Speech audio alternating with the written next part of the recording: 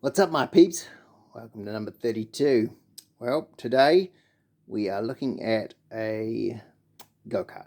It's a non-powered go-kart. The kids, well, let me explain what is wrong with it. So here it is. It has got one gear. Don't be fooled by that. All it does is just disengage to neutral, which is helpful, and if you want to go backwards, you pedal backwards. Now, the steering angle is absolutely rubbish. The low profile tyres add so much friction to your ride. It is just absolutely hard work. Look, it's rated at 80 kgs, so it's pretty well built sort of craft, but man, it is so heavy. And I've tried pedaling it, and the length of these cranks is absolutely hopeless. The pedals are bent, like they don't even sit square to the it's just so wrong. Everything's just like, I think the thread's all like it's loose, so the thread has actually been cut wrong into that shaft. So to start with is to fix the steering angle. I'm going to look at later on down the track either putting gearing on it to make it a bit easier.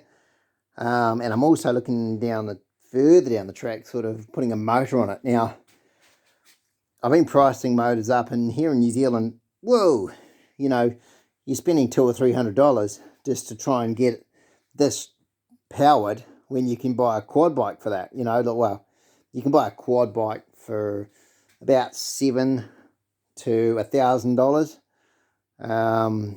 A bike itself, like a little pocket bike or a mini bike, 49cc, $450 plus delivery of probably 100, so $550, and you've got yourself a vehicle, you know, that's got disc brakes, it's got 49cc's, it's rated for what it is.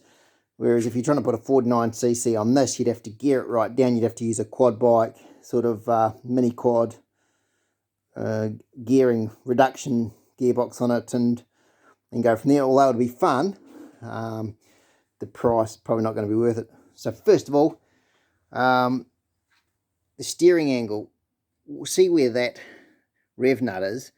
That was right down there, so right down there, which allowed just about no play. It would bang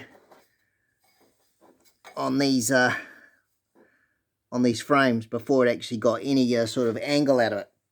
So I've removed that. I'm looking at repositioning that up to about there, which raises everything. I bent this sort of so it's away from the frame, and then cut the sides out of it so I can get quite a bit more angle out of the steering. And I'm going to throw some tack welds on that, and then see how that goes. I mean, that's the minimum, is to get some more steering angle. And then as for the pedals and the gearing ratio, I think I'm looking at trying to get a cheap mountain bike or something and gearing it up like that, just to make it a bit more fun. Well, so the kids will actually use it, because I got a 6 and an 8-year-old and they can't pedal it. It's just too heavy. It's just a bad design. It just would need a smaller cog at the front, bigger at the back. I mean, you pedal a lot more, but at least you're going places. You're not just stopped, you know. This is purely for just downhill, and not much fun if you have to push it back up, being that it weighs so much. So this is the project.